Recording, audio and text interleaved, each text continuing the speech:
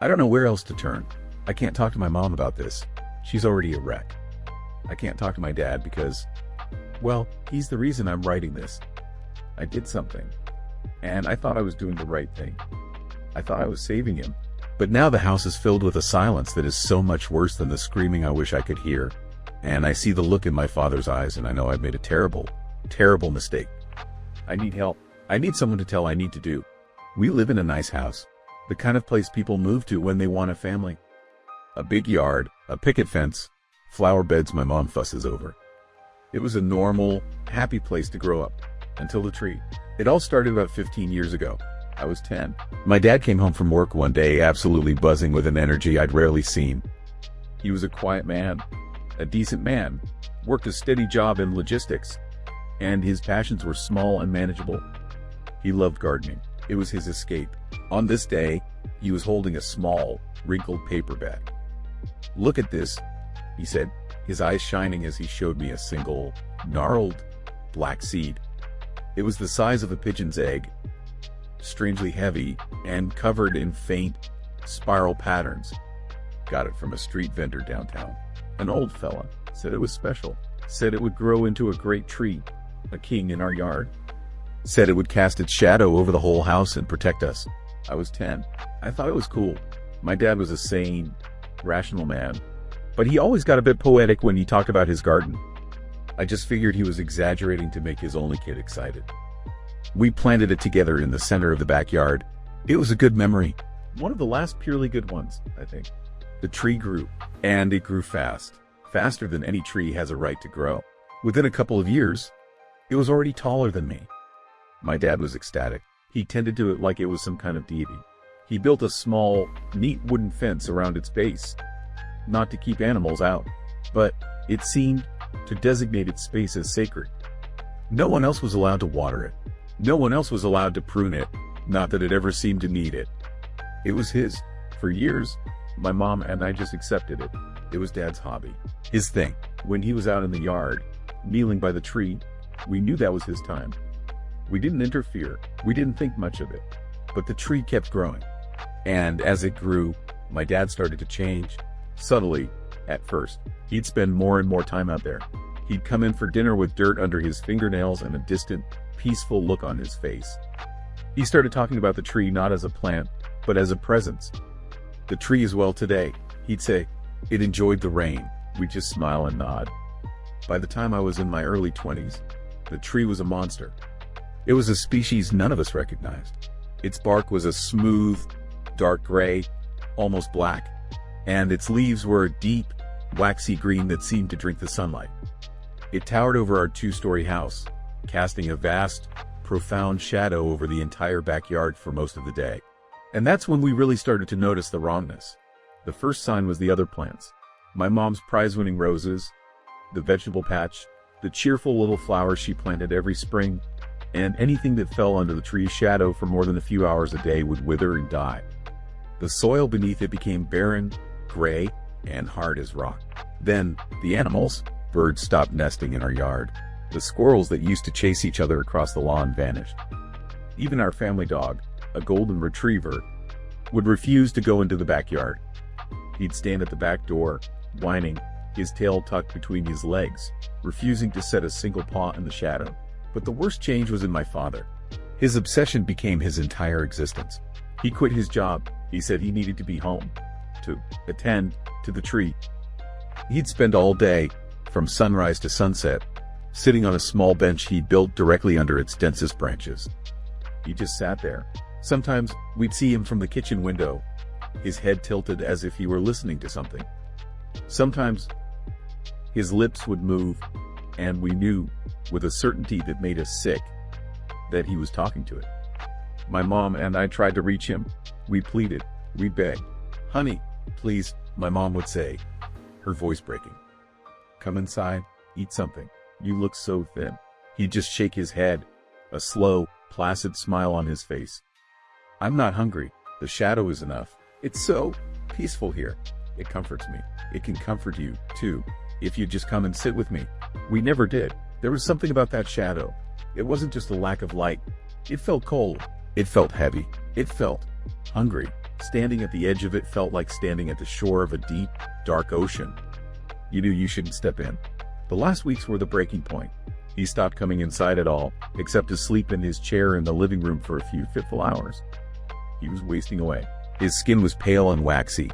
His eyes were sunken, but they held a serene, vacant glow that terrified me more than any anger could have. He was being consumed. The tree was eating him alive, and he was letting it.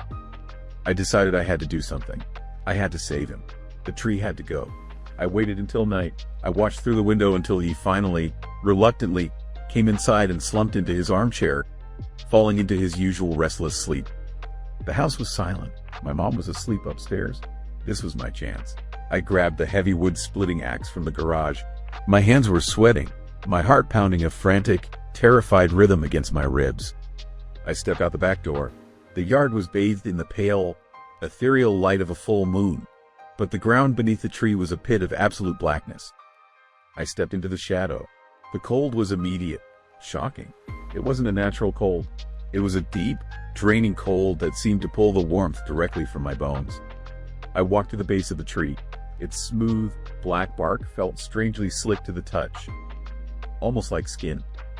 I raised the axe. As the metal head touched the bark, I heard it, a whisper right beside my ear, a voice that was both male and female, old and young. It was a rustle of leaves and a sigh of wind and a voice, all at once. Don't.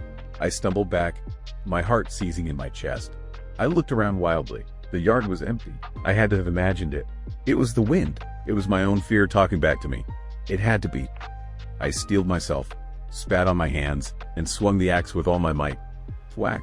The sound was dull, wet, not the sharp crack of axe on wood I was expecting. It felt like hitting a side of beef. The axe bit deep into the trunk.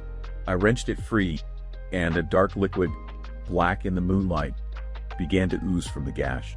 I ignored it. I swung again, and again, and again. I fell into a frantic, desperate rhythm, sweat pouring down my face, my muscles screaming. The wet, fleshy thud of the axe, the splatter of the dark sap, the deep, draining cold of the shadow. It was a nightmare. With every swing, the ooze from the gash flowed more freely. The coppery, metallic smell of it filled the air.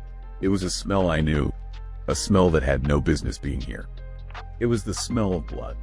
I touched the sticky liquid with my fingers, brought them to my nose. It was blood. Thick, dark, real blood. Panic, stark and absolute, seized me. I wanted to run. I wanted to drop the axe and flee and never look back.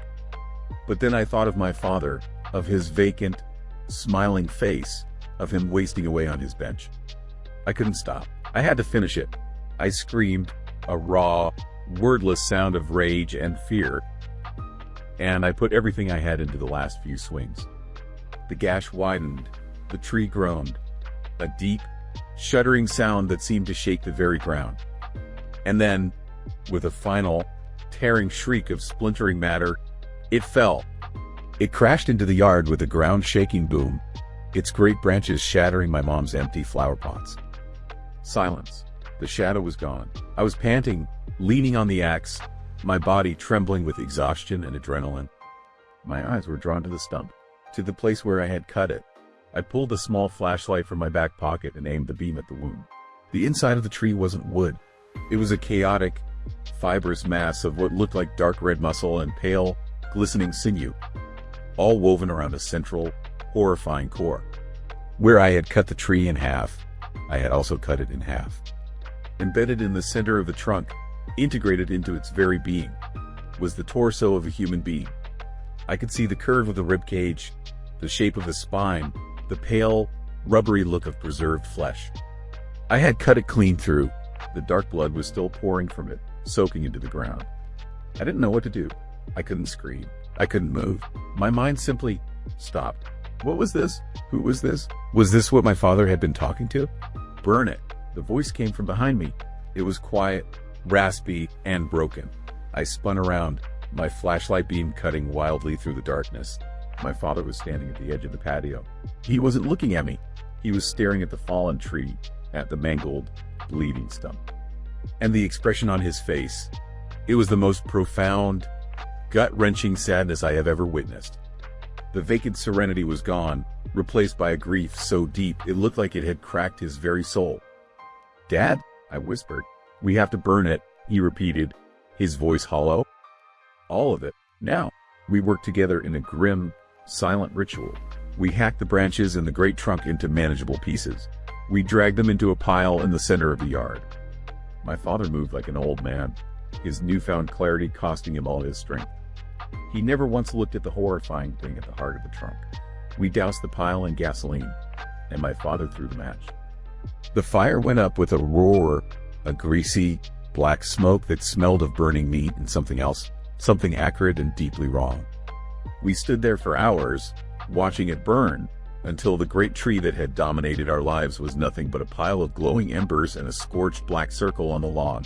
I thought I had saved him. I thought I had cut out the cancer that was killing him. But I was wrong.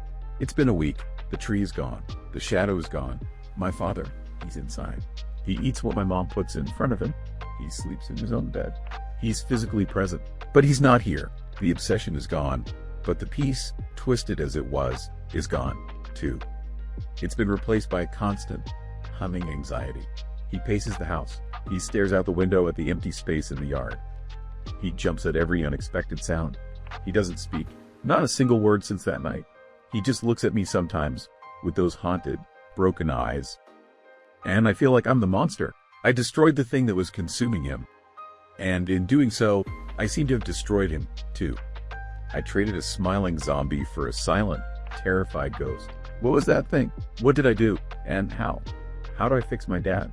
Is there any way to bring him back from whatever edge I've pushed him over? Please, if anyone has any idea what happened here, tell me. The silence in this house is getting louder every day.